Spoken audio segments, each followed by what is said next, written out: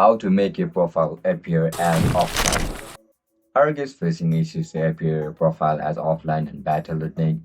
If that's so, then this video might help you out. Without further ado, let's dive into the video.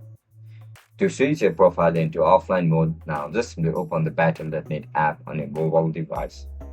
Once you open the app, now just simply log into your account with your registered email and password.